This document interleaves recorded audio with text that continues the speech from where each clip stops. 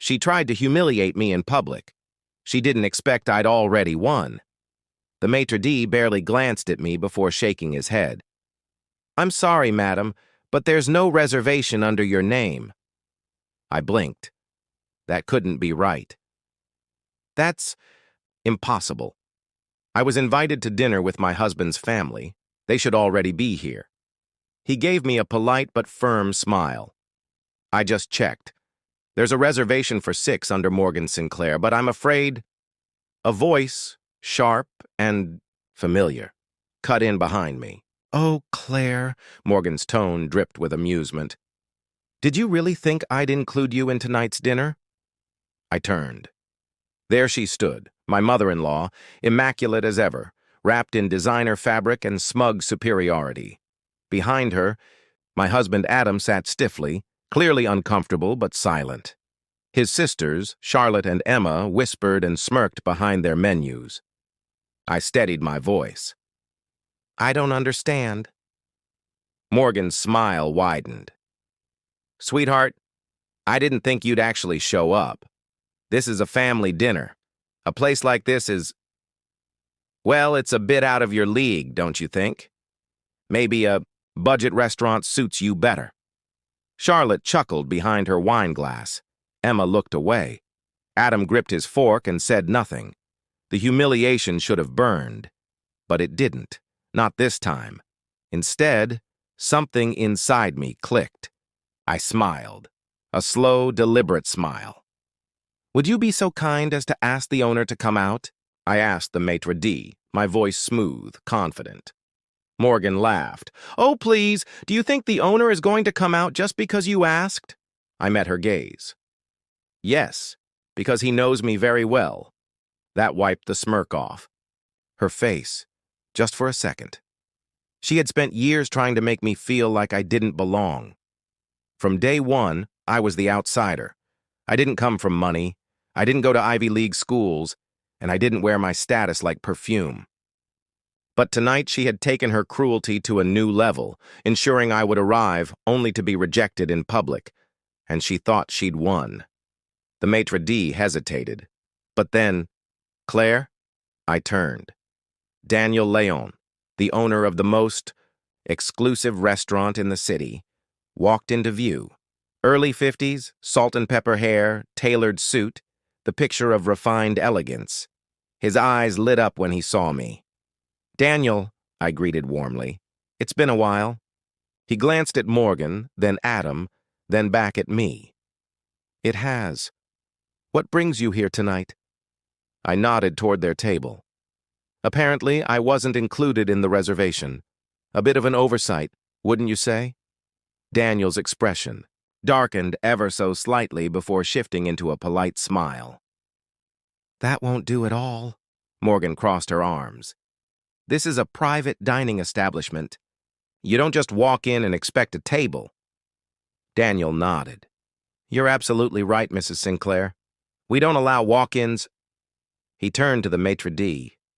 "But Claire isn't a walk-in. She's family." The table fell, silent. Charlotte nearly dropped her glass.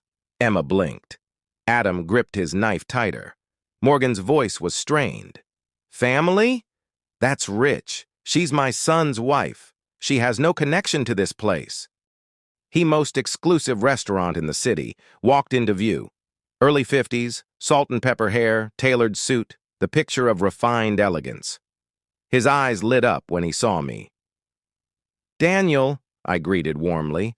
"It's been a while." He glanced. At Morgan, then Adam, then back at me. "It has. What brings you here tonight?" I nodded toward their table. Apparently, I wasn't included in the reservation. A bit of an oversight, wouldn't you say? Daniel's expression darkened ever so slightly before shifting into a polite smile. "That won't do at all." Morgan crossed her arms. "This is a private dining establishment. You don't just walk in and expect a table." Daniel nodded. "You're absolutely right, Mrs. Sinclair. We don't allow walk-ins." He turned to the maitre d'. "But Claire isn't a walk-in. She's family." The table fell silent. Charlotte nearly dropped her glass. Emma blinked. Adam gripped his knife tighter. Morgan's voice was strained. Family? That's rich. She's my son's wife. She has no connection to this place. Actually, I said, stepping forward, Daniel and I go way back. Morgan narrowed her eyes. How? I smiled. Before I married Adam, I worked in fine dining. Daniel was my mentor. Daniel nodded. She trained under me straight out of culinary school, one of the best students I ever had. Morgan's jaw tightened. I turned back to the maître d'. Is Daniel's word enough to get me a seat? He straightened. Of course, Miss Clare. We'll prepare a table immediately. Morgan's face flushed red.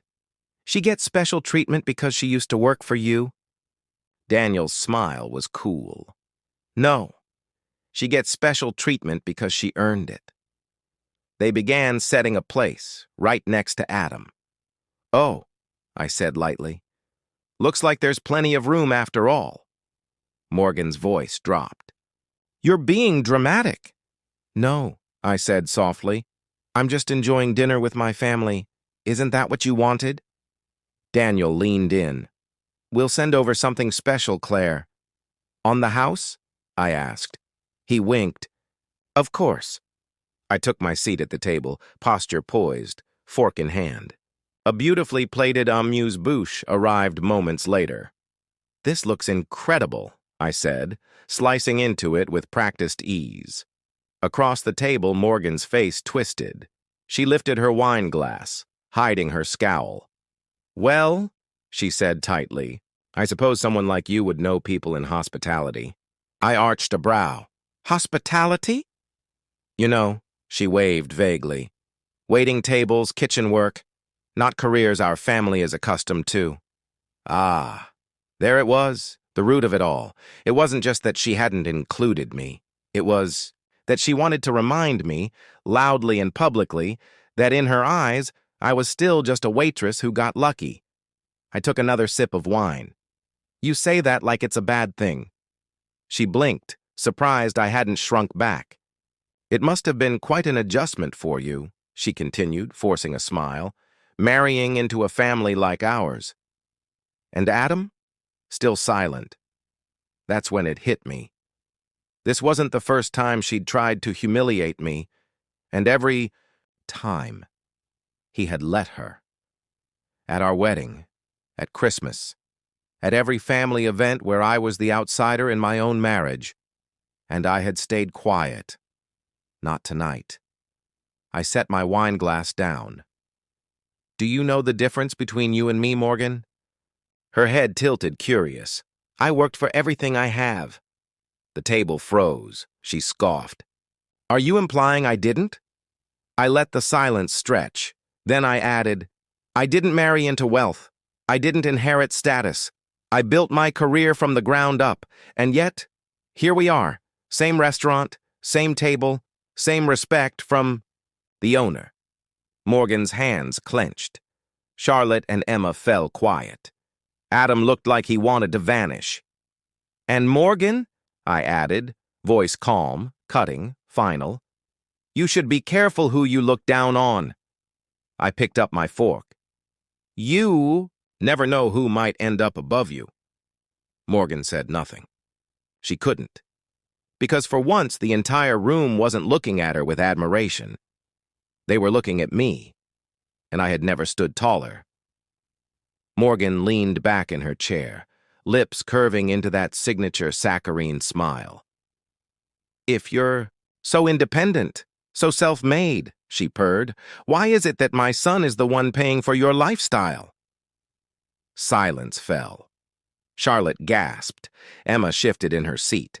Adam flinched. Morgan's voice dropped to a patronizing whisper. I mean, darling, that cute little boutique job of yours. Let's be real. You don't need to work. You play pretend at having a career, but at the end of the day, you're just someone my son supports. There it was, her final card, the one she thought would break me for good. I set my wine glass down slowly, savoring the moment. Then I laughed. not a forced chuckle, a real, unbothered laugh that made Morgan's smirk falter. Is something funny? She snapped. I smiled sweetly. I just realized how truly out of touch you are, Morgan. Her eyes narrowed. Excuse me? I gestured to Adam. You think he supports me? That's adorable. Charlotte nearly choked. Emma looked at Adam. Adam, pale, didn't say a word.